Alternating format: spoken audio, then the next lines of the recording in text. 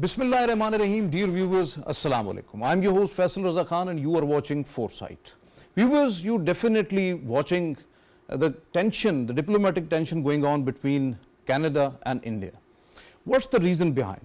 On 14th of October 2024, Canadian government unveiled that their citizen and a pro-Khalistan activist, Hardeep Singh Najjar, was cold-bloodedly murdered on Canadian soil, and this whole episode was actually planned and executed by the Indian government.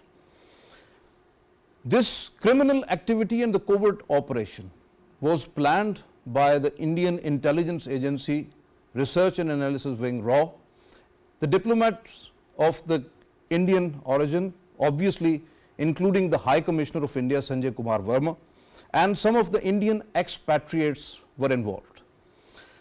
What exactly the Canadian Prime Minister Justin Trudeau said? Just listen. The fundamental error in thinking that they could engage in supporting criminal activity against Canadians here on Canadian soil, whether it be murders or extortion or other violent acts. It is absolutely unacceptable for any country, any democracy that upholds the rule of law. Prime Minister Justin Trudeau. The Royal Canadian Mounted Police RCMP Commissioner Mike Doham has a press conference, and in that press conference he has unveiled each and every aspect that how Indian government and its intelligence agency planned this heinous crime at the Canadian soil and how it was executed. Just listen to the police commissioner. An extraordinary situation is compelling us to speak about what we have discovered in our multiple ongoing investigations into the involvement of agents of the Government of India in serious criminal activity in Canada. Over the past few years, and more recently, law enforcement agencies in Canada, including the RCMP, have successfully investigated and charged a significant number of individuals for their direct involvement in homicides, extortions, and other criminal acts of violence. As a result, in February 2024, the RCMP created a multidisciplinary team to investigate and coordinate efforts to combat this threat. Investigations have revealed that Indian diplomats and consular officials based in Canada leveraged their official position to engage in clandestine activities, such as collecting information for the Government of India, either directly or through their agents, and other individuals who acted voluntarily or through coercion. Evidence also shows that a wide variety of entities in Canada and abroad have been used by agents of the Government of India to collect. You have just listened to the Canadian Police Commissioner and how this whole intelligence information was collected. That was collected on just because of the Five Eyes. What is Five Eyes? Actually, it's an alliance of the United States, the United Kingdom, Australia, New Zealand, and Canada. They have helped and provided that information, the pinpointed information, to Ottawa. Canadian government shared these all informations and the evidences with the Indian government, sought waiver in diplomatic immunity regarding the accused diplomats, including the Indian High Commissioner to Canada, Sanjay Kumar Verma, which Canada thinks that these are the persons of interest, quote unquote. But India refused, and in that result, Canada expelled at least 6 of the Indian diplomats. Soon after Canada, there was another episode in the United States as regarding the Indian origin and the US-Canadian dual national Gurpatwant Singh Pannu. He is also a pro-Khalistan activist and very active in Canada and United States. There was a failed assassination plot that was foiled by Federal Bureau of Investigation of the United States. On October 17, 2024, the US Justice Department indicted another Indian intelligence agent, Vikas Yadav. He is also the member of CRPF, the Central Police Reserve Force of India. And the photo at the screen was released by FBI. Both Canada and US warned India that India had made a very grave mistake. They will not tolerate the acts of terrorism, violence, or any other criminal activity at their soil, and particularly against their citizens. India is a habitual state when it comes to the terrorism, sponsoring the terrorism at the state level, espionage, extortion, kidnapping, killing, spying, interference into the other states, fueling separatism and the regime change, particularly in the smaller states like Nepal. India is using such tactics, unfortunately, as a permanent tool of its foreign policy. Particularly, we are witnessing it in the illegally occupied Jammu and Kashmir, from the third country, in Pakistan, and the most recent victims are the United States and Canada. India is not sparing any country. To discuss this very grave issue of global terrorism and surging global terrorism from India, we have in our studios Dr. Awais bin Wasi. He is the Indian affairs expert. Most welcome to you, Dr. Thank you very much for your presence. Welcome. And we have in our studios Dr. Ghulam Mujaddid. He is the strategic affairs expert. Most welcome to you, Dr. Thank you very much for your presence. And online joining us, Brigadier retired Babar Alauddin. He is the defense affairs expert. Most welcome to you, Brigadier Sahab. Thank you very much for joining us. And my first question is directed to you, Brigadier Sahab, that when it comes to the Indian state-sponsored global terrorism or the regional terrorism or raw hit and kill squads globally, what kind of evidence required when Indian Defence Minister Rajnath Singh admitted in a televised interview in April 2024, he said, and I quote, "If any terrorist tries to disturb India, he will be given a fitting reply. If he escapes to Pakistan, in this case you can just consider Canada or United States, we will go there to kill him." This is unquote. And that was endorsed in an election really recently by the Indian Prime Minister Modi by saying we pursue terrorists in their home and kill them there. And it was stamped by the British newspaper in April this year, claimed that Indian government has orchestrated as many as 20 extrajudicial killings only in Pakistan. So how you are going to comment on this? What is your thought actually?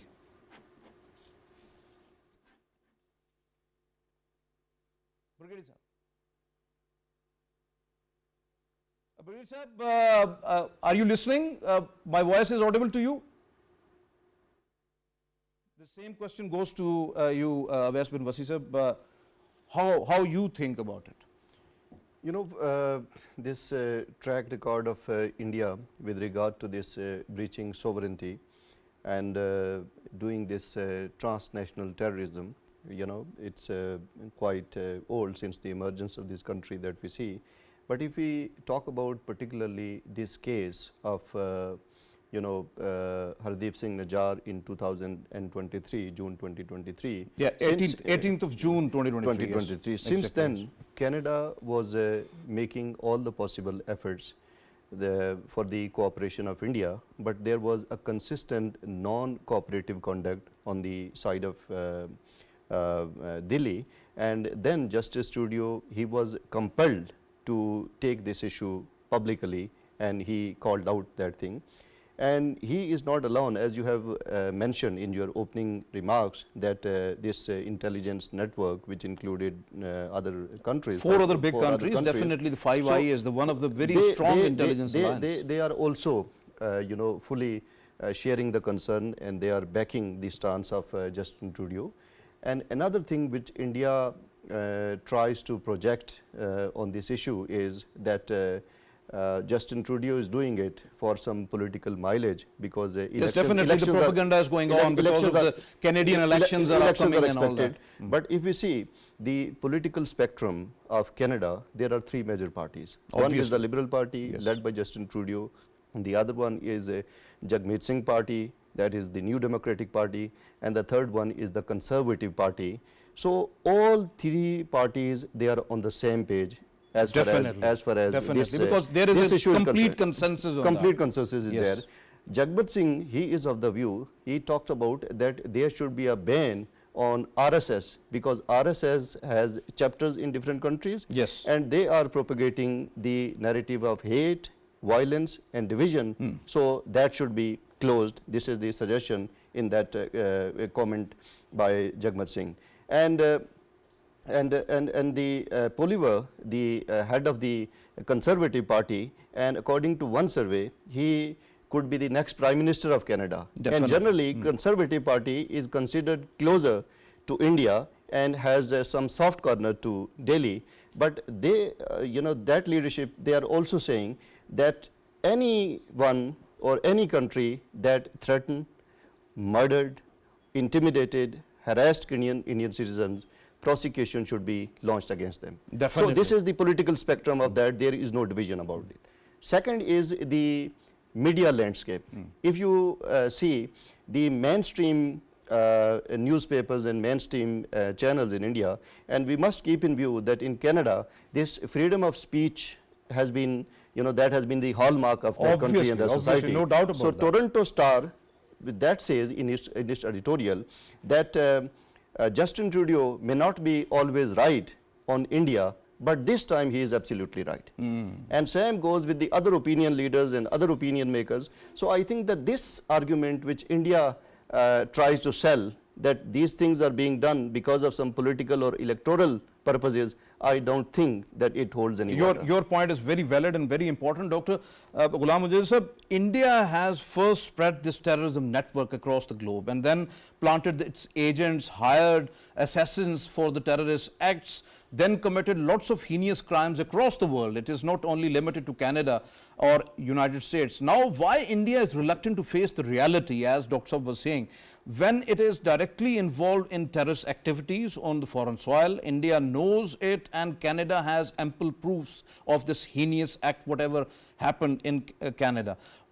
What they claimed at the highest level by the Canadian Prime Minister Justin Trudeau, its Foreign Minister, the Police Commissioner, and whole of the state system. So, what's the reason India is reluctant to accept what has happened? This is the reality. I think we can take this example that no criminal would openly accept its crimes.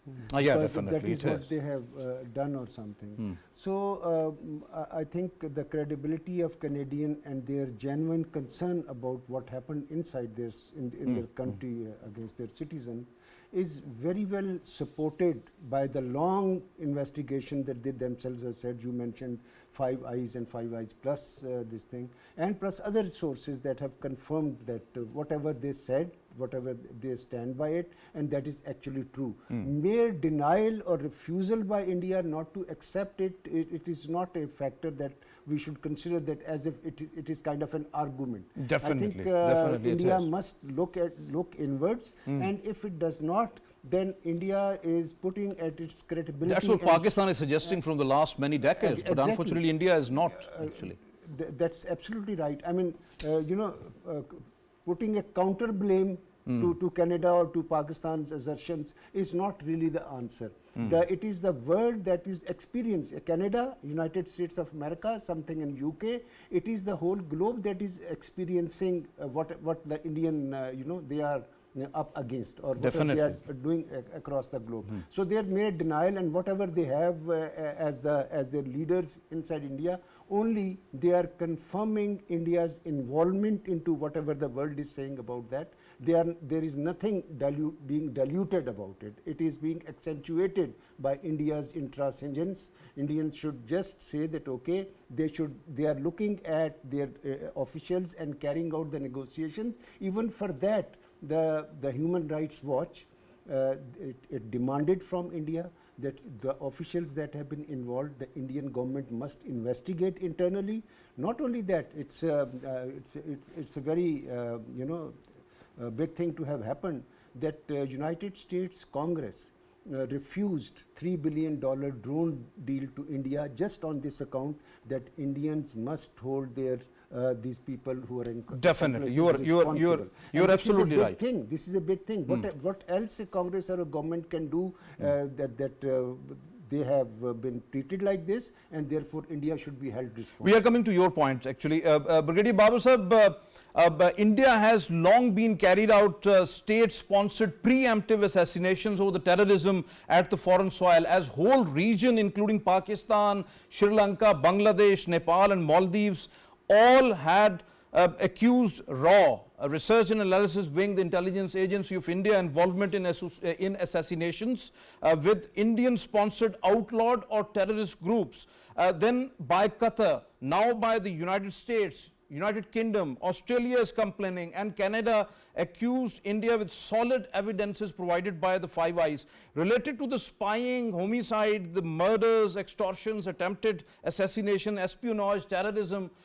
What's your take on it? Because India seems to that there is no accountability of India when it comes to the global terrorism and all that. So do you think that these big powers are going to tolerate this time? Brigadier Babar Sahib? Your first question in this question also. Can you hear me, please? Yeah, definitely, Hello? definitely. Go on, please. Hello? Go on. Go on, please, sir. We are hearing. Can you hear me? Definitely.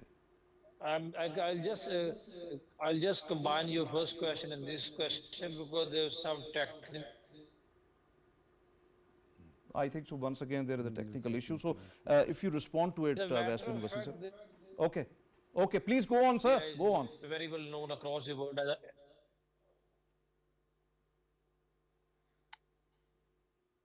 hello. Okay. Hello. Wasi sir, please. You know, this, as we have just discussed about the background of the case and what India, Indians' non-cooperative conduct and India's history about this transnationalism, I think there is another very important thing that we should bring this into our debate, that this is something paradoxical, that India is following this habit of running with the hare and at the same time hunting with the hounds. Yeah, in all the international forums, for example, recently Dr. J. Shankar, whether it is United Nations General Assembly, whether it is SCO forums, G20 forums, ASEAN or any other regional forums, it consistently talks about terrorism. Definitely. It consistently talks about the sanctity of sovereignty. But when it comes to the practice of India, it is blatantly violating the sovereignty of the countries and sovereignty of not the enemy countries, these two countries, United States, that is the strategic partnership they are enjoying, and there is a very close and very high trade relationship between Ottawa and Delhi. Yes. $12 billion trade is there. So despite having these close ties, India is not going to spare their citizens and their countrymen. Second thing, as far as the evidences are concerned, this is very important to understand that non-state actors are not involved. Obviously, State is responsible for that. State is responsible. State is responsible for this whole, acts of terrorism, and the interceptions that they have shared, in which there is a reference of the Home Minister of India, Amit Shah, and that has also been cited in international media. Yes, in definitely. Washington Post also, that Definitely. Amit Shah is also involved. Yes. So if the Prime Minister office is involved, is the Home Minister Amit Shah is involved, so then there is no need to any evidence that India is because you remember in last year in April or May there was a memo was issued to the Western countries, missions, Indian missions into the Western countries, and that memo was very clear that you have to halt and start a campaign against all those Sikh leaders who are the pro-Khalistani leaders and residing in different countries. So it was a task given to those missions, and definitely there would be lots of raw agents must have to be planted there as well. Exactly. That is, they have, for the last 1 year, they have been sharing these this data, and for that, Canadian Prime Minister said that we have credible and irrefutable evidence. Definitely. They have been sharing it, Definitely. right? And the second thing is that there is the connection between Bishnoi gang. Yes. That is the whole gang, and with those who are most of the critics perpetrating and some of the reports suggest that this Bishnoi gang is actually is a next stage or the next step of the Indian government, and that gang is actually doing everything on behalf of India. Exactly, they are doing it. This is the chain of actors, and there is a link between this gang, government of India, and the foot soldiers who Definitely. are Here perpetrating this you have in pointed out about the Canadian Prime Minister Justin Trudeau publicly expressed disappointment with the Indian government for not cooperating in efforts to bring perpetrators to justice. But India is doing this since decades with Pakistan, in case of Samjhota Express, the Lahore bombings, the several target killings of the Pakistanis, the Kashmiris and of Chinese nationals working on the CPAC projects, despite several living proofs like in-service Navy Commander Kulbhushan Sudhir Yadav. India never cooperated with Pakistan. Would it be this time be an example that India is going to be accountable internationally? Unfortunately, I don't think that we can expect anything that India would be, would be accountable for that, because Indian history and Indians' interference and Indians' breach of sovereignty, I can give some examples. One is the recent example, the Indian airstrike in Balakot in 2019, yes. And it breached sovereignty and it breached international border.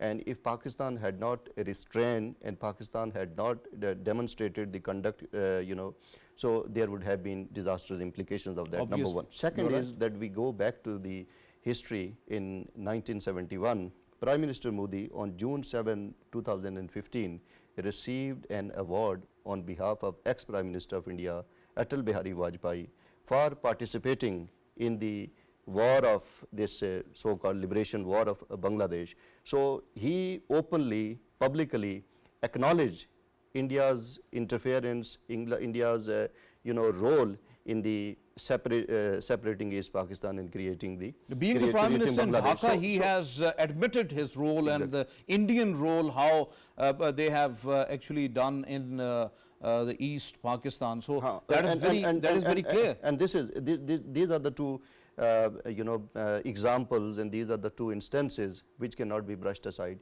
Second thing about the series of incidents, as a terrorist incident in 2008, Mumbai incident, India consistently talked about that this is 26/11 of India. Yes. But when Pakistan demanded the evidences so that Pakistan could, start investigation and Pakistan could, go for any prosecution against these, if there are some suspects, but there is no, sharing of that evidence. Yeah, definitely. Same India goes with the has the Samjhota- same and behavior from the last many and same decades, no Samjhota doubt Express about and that. other terrorist incidents also, and the case of Kulbhushan Yadav, that is the officer in uniform. Yes. So that has been caught red-handed in Balochistan in the sabotage operation that they were doing it. Yes. So I think that these are the self-evident evidences and instances which expose India's Very well transnational explained, Dr. Sahab. Dr. Ghulam, Mujaddid, what's the role of Five Eyes Intelligence Alliance to investigate and seek a joint response to India's espionage and the terror networks in these countries, as the US, the UK have also urged India to cooperate with Canada, especially the investigations going on, and it seems a signal was very clear that Canada's concerns are credible and India indeed be at fault and must admit its heinous act. That's true. Five Eyes Intelligence Alliance is a very potent, very old and well-established alliance. Its basic job is to look after the interests of the countries that are involved in one another countries, and generally the population and other targets that they do. Their investigations are very expansive. They are very technical and modern. They can monitor the whole of the internet, the whole of the communication that goes around the world, and the cyber domain, etc., etc. They are equipped with these capabilities to, do the intelligence and unearthing the things. So their whatever input that they have gathered, should we say whatever the evidence that they have gathered, these Five Eyes plus, it is very credible. it is very, very credible. And therefore, their respective governments are more than confident that whatever has happened in their country and whatever the inputs have been given, and by the way, they are the agencies of these highly developed countries. They are not against India or something of that sort. They are supposed to maintain the security and safety of their respective countries, and this is some kind of a global alliance from many perspectives, because other than five eyes, we have Five Eyes Plus, where there are maybe 10 or 15 more countries who have joined hands with them. So whatever they unearth, and they have rightly then therefore pointed out towards Indian connection and their arrangements, not only in Canada or United States of America or UK, but elsewhere definitely, also. And their Five Eyes are very credible in this respect. So, Dr. Awais, how is the Indian non-cooperation, after committing heinous acts, the crimes against humanity, the terrorism and all others, most of the times we have noticed, and you have rightly said as well, that then becoming innocent, in a sense that nothing happened, and even denying the credible facts, as in the case of Canada, the US and even Pakistan. Lots of dossiers Pakistan has given to India, to the United Nations, to the P5 and all others, and lots of briefings given by the Pakistan's Ministry of Foreign Affairs. So why India has such habit, and world knows that, why not actions taken against Delhi? You know, this has been the consistent attitude of India, and some of the past examples from the distant past we have shared, recent past we have also shared, and these India's transnational terrorism, as with the US and Canada that we are discussing, but there are some instances in other countries also. As we have discussed some earlier programs also, in Australia there is a documentary based on that India's interference is being made in Australia as well. And as you have also mentioned that 20 individuals on the soil of Pakistan. That was the British newspaper that was unveiled in April 2024. That Guardian has written extensive editorial on that. Washington Post has written extensive editorial on that. And in that editorial, they have also mentioned, in Washington Post editorial, the name of National Security Advisor Ajit Doval. So Ajit Doval, Amit Shah, the presence of their name, inclusion of their name, reference of their name indicates that there is a state patronage. For other countries, it may be referred that there might be some non-state actors, there might be some criminals, but the case of India is quite different, because state itself is involved. It is. State itself is involved to perpetrate these heinous acts and these crimes. And as we have just listened to that police chief, and he has shared some data that 8 people, they have been charged for the acts of homicide. 22 people that they have been charged for in Canada, charged for extortion and harassment and intimidation and for some other crimes. And 15 South Asian nationals, they have been warned in Canada that there is a life threat for them, right? So this is the situation shared by the Canadian and most of the criminals belongs to the Indian. And another important thing that we must keep in view is that all the Five Eyes, they have also the stakes also, because in all these countries, including New Zealand, including Australia and UK, there is a sizable number of Sikhs population residing over there. Yeah, definitely. If it is not restrained and if it is not stopped, so there are chances that such acts may be replicated in their countries also. You are right, absolutely right. Brigadier Babar Sahab, what about the US Justice Department criminal charges leveled on October 17, 2024 against an Indian raw official, Vikas Yadav, in connection with a foiled assassination plot regarding a Sikh separatist leader, Gurpatwant Singh Pannu, residing in New York City? The US has accused India of contracting assassins for Pannu's killing, and might go for seeking extradition of Vikas Yadav sooner or later. Faisal, so I think that there can't be any bigger evidence in this. India must be the only country in this world, in this modern world, which has been not only labeled a charge, which has been declared with authenticity as a state sponsoring terrorism worldwide. No, this is not something new for India, and this is not something can be ignored. India must be the only country in this world whose ambassador has been expelled from a country on charges of sponsoring terrorism from the state of India. This is not a small thing. It's not any lower level diplomatic employee of India. It's the High Commissioner of India which has been expelled from Canada on these charges. May it be Canada, may it be in UK, may it be US, or most of the countries in South Asia. These allegations of sponsoring terrorism into these countries are something which India cannot ignore. No, the world is not going to just overlook these things. Now, coming back to your question regarding the Americans' allegations that Indian raw agent Vikas Shahdev is directly involved in plotting a killing, I meant to say, in conspiracy to kill Mr. Panu. No, these citizens, may it be Canada or America, these countries naturally care a lot about the safety of the citizen. If American government, US government, is now directly going to ask Indians to hand over Vikas Shahdev to the US government, it is not going to be something which India can ignore. And these allegations are just not allegations, they are very solid proofs.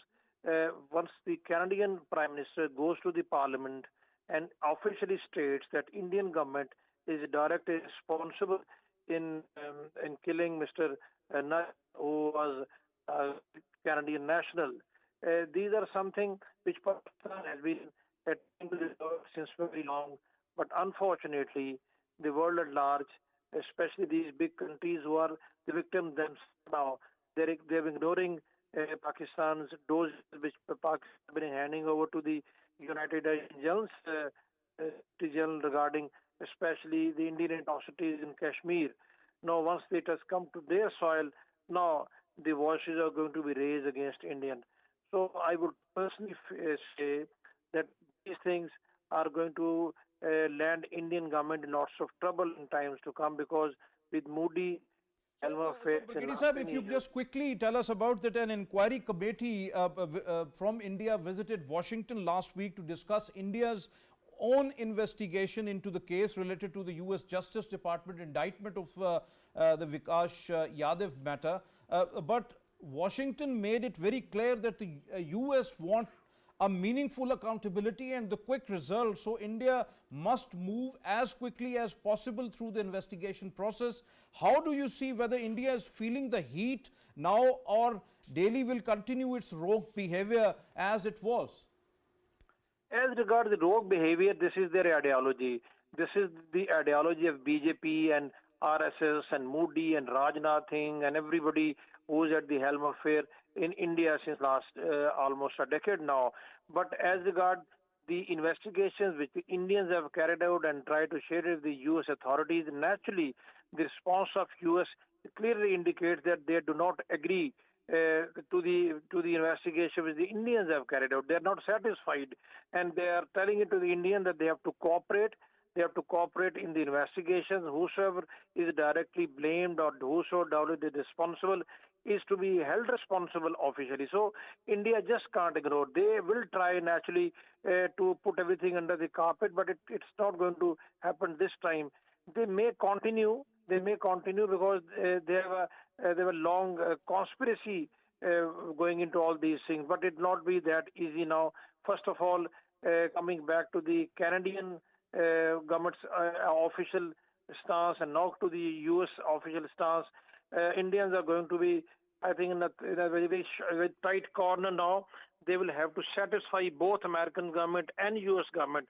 And unfortunately for India, that they do not have enough proofs to just satisfy these two countries that Indian government is not involved, because there are officials involved. They have both Canada and US. they've proved which cannot be not denied. Your point well taken, Brigadier Sahib.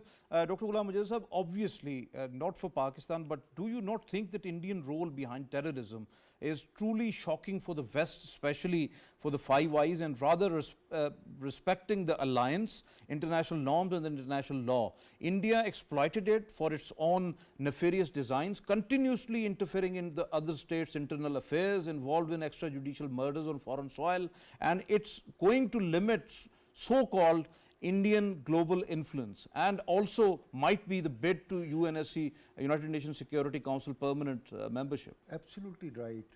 India always projected itself as a democratic bastion in the world or something, and Gandhian values of pacifism and peace and all this. I think it must be startling and shocking for the world to discover India's true face. And this discovery is not made through India's so-called traditional adversaries like us, Pakistan. They have themselves discovered it, and their discovery is beyond any doubt for them.